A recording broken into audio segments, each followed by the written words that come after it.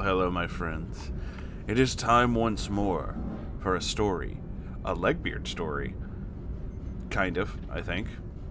I'm pretty sure it is. Anyway, let's read this. This is from That Green Bear. Again, not that one. No, the other one. Why do I have to do this every time? Look to the left. That one, yes. This is Unfortunate Nookie Part 1. Greenie's sob story. It's an interesting title, so let's find out what happens.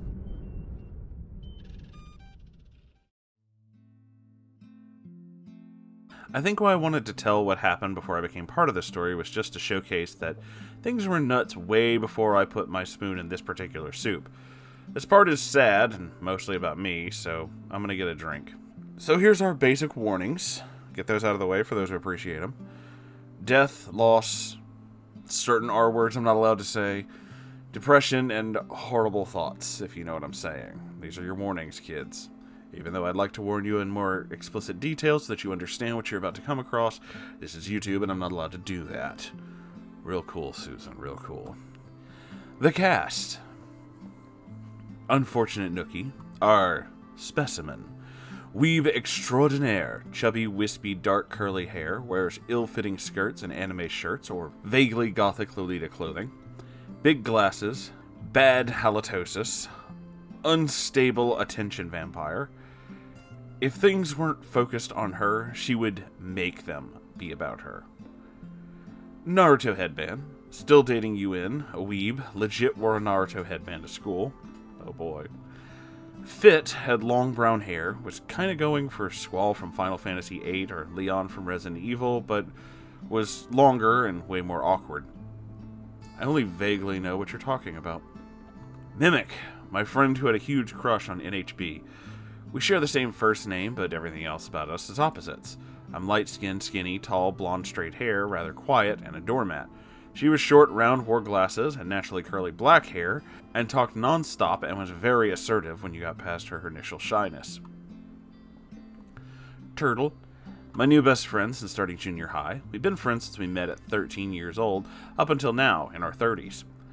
A quiet Chilean art machine whose wit and humor is best experienced through her artwork. I would take a bullet for her or donate a kidney, no questions asked. And Greenie, your OP, second year junior high at the time, still trying to hee-haw and ha-ha away the sads. A quiet grade A student who had bleeding heart syndrome, and everyone's nice if you just love them enough kind of mentality, which led me to make all kinds of wrong friends. Also desperate need for human contact and something good for this part. More below. Baldy, Ewan's ex-boyfriend, who did things to her, and was into CP, if you know what I mean. First love. Ewan's first love, where Ewan made him have sex with her when she was only 14. Cheated on NHB with FL while they were together, too. Real classy. Alright, let's get into it. Buckle up. We go dark before it gets ridiculous again. It is the mid-2000s in junior high. Sorry, I disassociated there for a second. Everything's horrible at that time. Continue. My second year now. Ewan had moved into another school, and the fall semester had been relatively peaceful and without any spicy drama or shenanigans that I can recall. My friend Mimic had been gushing about NHB for a few months, and I just encouraged her to be brave and honest about her feelings. All was well. All was good. I mean, Ewan occasionally appeared, sometimes literally, to drag NHB away from school, but for me, I had peace. That didn't touch me yet. I made one of my friends for life, Turtle, in junior high. She introduced me to DeviantArt and Team Artail Okikiai. I have no idea what I just read. Boards. We doodled in school, we doodled after school, we played video games, and her Hispanic family treated me like one of their own. It was a good time. November of that school year, I went home on Tuesday with Turtle in tow to drop off my school bag and inform my single-parent mother that I was going to spend an evening at Turtle's house, as I often did. Turtle waited downstairs as I walked up to the third floor my apartment was, opened the door, and there was my mother. She had died. Oh my god. I was 14 at the time. This is the traumatic event that I mentioned in the prologue. This section is too me-heavy as it is, so I won't go more into how or why that happened here. Holy fucking shit. Oh my god, dude, I'm so sorry. I don't even know what the fuck to say. Holy shit, dude. My life turned upside down. I had to leave the apartment I'd spent my entire life in, and I moved in with my older brother, 23 at the time. Dad left us when I was 4, and while we were close, I didn't feel comfortable living with him, while I was used to sharing a home with my brother, who I grew up with. I didn't go to school for the first week after she passed away. My brother didn't take her death well either, and he had no idea how to care for someone. We tried to make it work, though. One of the first things he told me while hugging me is that you have to grow up now she's gone. Being told that less than a week after her passing as a 14-year-old, while he more or less left me alone in his apartment, kind of broke me. See, he was a bartender, so his routine would be to come home around 6 or 7 a.m. when I woke up for school, eat, sleep while I was at school, wake up when I came home from school, shower, and then leave for work. Rinse and repeat. We barely spoke. He had next to no time for me, and he found it extremely difficult to talk about feelings. So essentially, I was alone after my mom passed. My brother knew I was a good kid, so he didn't supervise or check up on me. And well, not gonna lie, I was silently hysterical. I was absolutely terrified of nothing living being around. Mom passing just compounded with each moment I spent by myself, and quiet started to mean death. And could not wait to go back to school where there was some kind of noise, some life, any kind of life. When I went back to school, the pitying from everyone was something that I couldn't stomach, especially from my friends, so I tried to make new ones, and thus started hanging out with Mimic and her classmates, as well as through her, NHB and his friends. I don't really remember a lot from that time period, except hurting inside, and desperately hanging on to reasons to keep going. I was also convinced that my mom died because I failed to keep her alive. It took me years to let go of that guilt, that her pulmonary embolism and amphetamine overdose, I literally did not know she was an addict, which killed her, was not my fault. I wanted unbiased and honest opinions from people who didn't know me to tell me it wasn't my fault, so I faded away from old friends, made new ones, hoped people would tell me that it wasn't my fault, but also kind of waited for an excuse to drive the guilt over the edge, and yeah, it was a dark time. But I also kept smiling, kept making jokes. Some people were mad because I didn't seem sad enough on the outside. Bitch, I was drowning. I was trying my hardest to paddle up shit creek. Yeah, I feel that. Oh, and since I was the good student with she's been through a lot tragedy sticker stuck on my forehead, all of my teachers said if anything ever became too much, I could leave in the middle of class without any negative consequences. And it became a habit where, for any reason at all, sometimes just because I could, I'd leave whenever I could. All I had to say is I'm not feeling it, and the teacher should look at me with sadness and just let me go. So the whole UN cheating on NHB with FL mentioned in the prologue happened sometime during the summer, yet NHB still did not leave UN. The Nookie was too good, I guess. When we did start talking, we had a lot of mutual interest. Action movies, video games, drawing, martial arts. He got that hungry glint in his eye about this girl in front of him that was into such cool boy things. I usually got free movie tickets for my birthday, so I think I might have offered to go see Spider-Man or something with him in the theater. I mean, for me, it was just less alone time to contemplate horrible things and how alone I was, and so I was super into having anyone around. Later on, he'd explained that this was a big turning point for him, that I like cool stuff like Spider-Man. So we spent time together and talked a lot for 2 or 3 months, I don't remember. He said he was incredibly jealous of my boyfriend. Yeah, I had one, long distance. Because I drew this cute couple art about us. All we could really do with not being able to meet IRL. And the more he told me about UN, the more I hated her. And he did make himself out to be this poor nice guy and a victim, and that he didn't know how to help her or how to leave. I think in January he did try to leave her and have her come over and take her stuff out of his house. But somehow, as he told it, they ended up like arguing and then having sex, and then he, confused, said they're still together. Girl was good at using poon to manipulate, I'll give her that. NHB tried it again, and it ended the same way. Argue, somehow angry sex. Wow, still a couple. How? I was disappointed with NHB for not staying strong. Either you love this girl and you'll make it work, or she's horrible and she makes you suffer like you told me, and if so, leave that shit behind. Meanwhile, Mimic was trying to get NHB's attention. She was super happy to hear NHB and UN were not doing well, and reveled in them attempting a breakup. She felt her time was coming. She baked him cookies that were straight out of Chobits. I don't know what that is. Literally telling me that that was where she got the idea from. She did an excellent job. They look just like that, actually. I'm assuming there was an image somewhere. I think this is a link. Oh, okay. I don't think I can actually put this in a video, though. They're good-looking cookies. Let's just put it that way. NHB loved food, didn't notice anything odd or get the hint that Mimic was trying to win over his affections, and just went, sweet, and ate them without a second thought. Mimic baked him many things, all of which he gracefully ate, never taking any of the hints. She tried giving him gifts, saying nice things that hinted that it would be nicer together, but NHB was oblivious to all these subtleties. Since all the signs and subtle hints Mimic was dropping weren't getting through to NHB, I stepped in and point blank asked NHB, doesn't he like Mimic? I guess she's okay. She really likes you, and as her friend, I can tell you, she's a really sweet person. You should give her a chance. She's not really my type. How would you know if you haven't even given her a chance?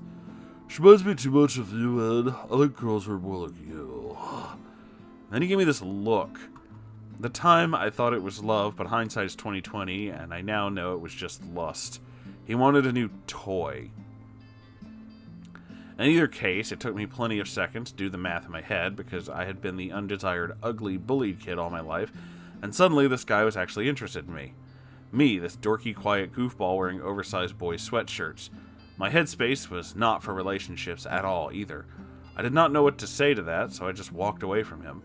In my mind, I was like, error, abort, this is not how this was supposed to go. I was trying to play Cupid for Mimic. NHB had trailed after me. Well, don't you like me? As a friend, sure. Besides, I already have a boyfriend.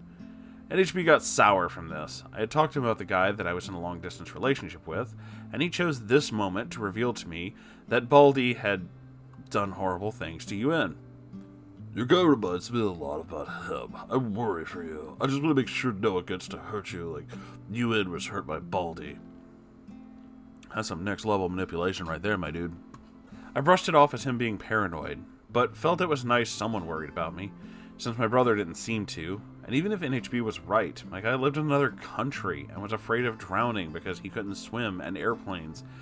There was a reason we had never met IRL and never would, and it wasn't just my broke ass.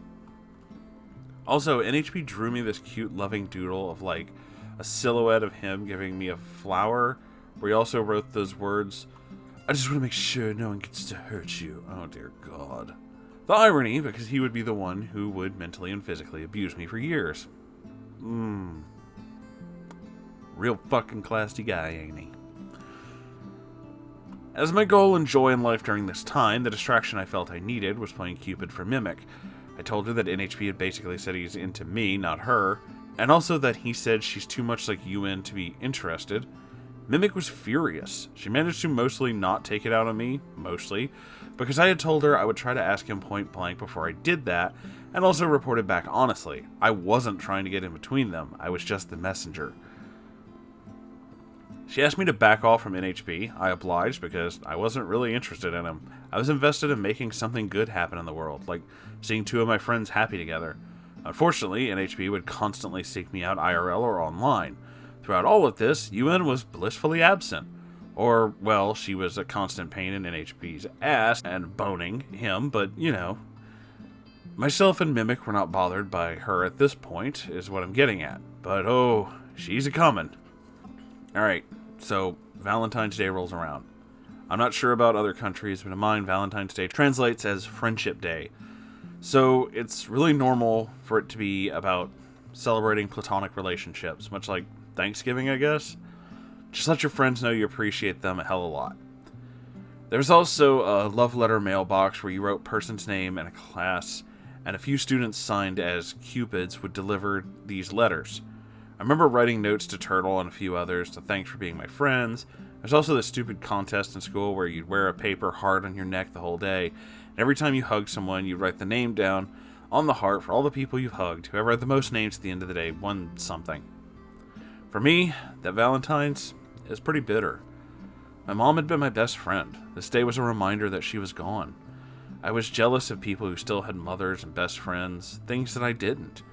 I was avoiding Mimic because she was mad at me for NHB falling for me and not her, and avoiding NHB because I was trying to be a friend to Mimic. I avoided my other friends like Turtle because seeing them feel sorry for me was just kind of upsetting me. I was also increasingly more disappointed with NHB for not breaking up with UN because there was no good reason for it. I was full-on done mood. I tore up my hug collection heart and walked out of school crying. I couldn't handle all these things I was feeling. Nothing in my life was going the way I wanted. UN appeared. She wanted to spend some quality time with her beloved. She had skipped school because nothing was more important than their relationship, and she missed her boo. As NHB tells it, breaking up with UN was like swatting away a fly. Yeah, go away. We're not together anymore. I don't like you anymore. He also wasn't apparently aware when he broke up with her that it was Valentine's Day, which is probably the worst day of the year to break up with anyone. It wasn't an intentional slight. He really is just that stupid. I like to call it legendarily stupid. As Ewan tells it, this was the worst day of her life, and she, probably still is, mortified. Break up? What do you mean, break up? Why? Is it because of that whore you're so interested in?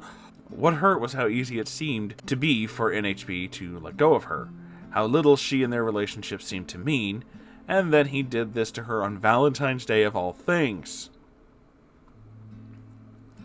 Meanwhile, NHB's love letter to me got sent to Mimic, different class, but as said, we share the first name. So, the student Cupid had done goofed. She was, for a second, over the moon, sought out NHB to ask him to go out on a date, to thank him for finally giving her a chance. NHB tore his love letter back from Mimic and said, "It wasn't meant for you, it was meant for Greenie. Have you seen her, by the way?" Wow, what a fucking asshole. Mimic hit him in frustration and marched away. Good for her. I got a phone call. It was the first time I opened the phone and there was no words, just yelling. Pure rage. Mimic called me screaming incoherently. Occasionally I got gems like, "Bitch, you backstabber, some friend you are, and I hate you, and I know it's not your fault," but so on, etc. I barely understood what had happened because I wasn't even aware of the letter. She was just screaming venom at me. Honestly, I was so dead inside it didn't affect me one way or the other. I was sorry for her, but man, I hadn't done anything. NHB left both UN and Mimic to bawl their eyes out at the school and kept looking for me. He didn't find me that day. The entire next week, he kept asking me out several times a day, every day, giving me various reasons why we should be together. I kept turning him down, saying that if he wants a relationship, Mimic's been pining after him for literal months.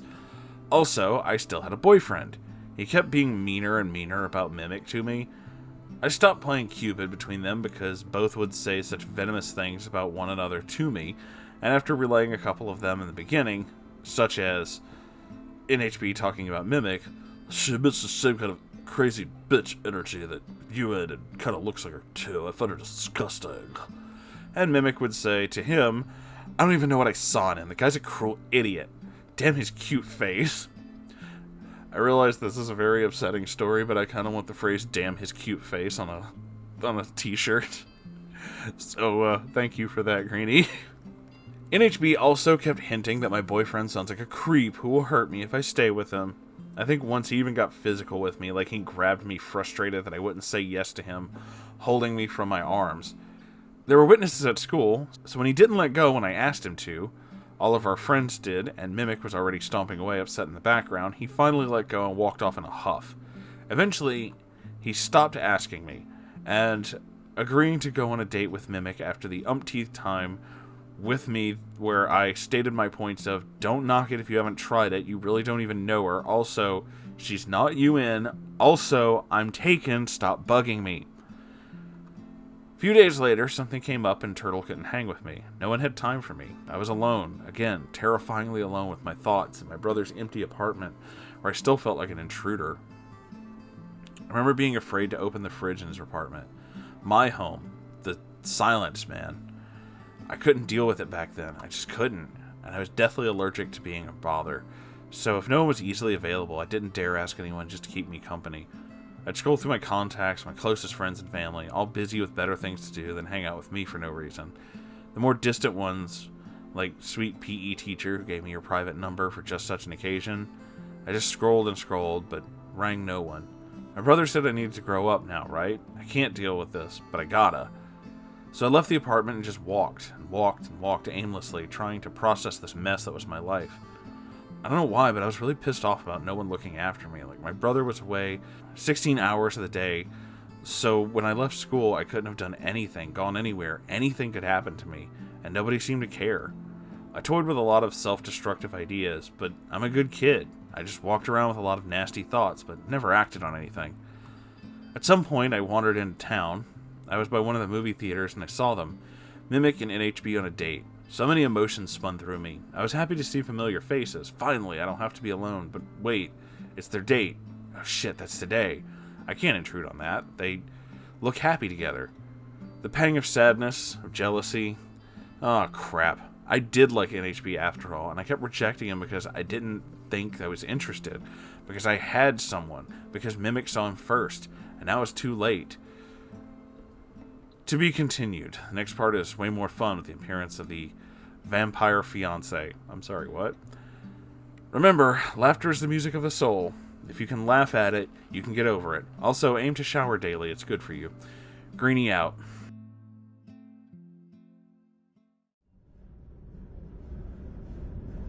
So, I don't even know what to say to this, man. This dude's throwing off red flags left and right.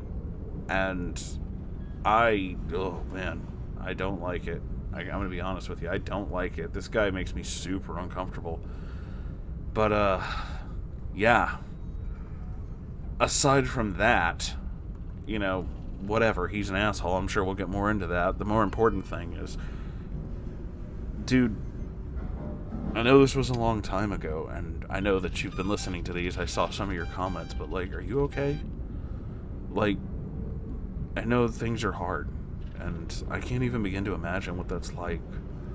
But I don't know how well, you know, a lot of you, some of you are probably new to this, know me, but I've suffered with horrible depression too, and that fear of being alone, especially after losing somebody, because I kind of went through the same thing when my grandmother passed.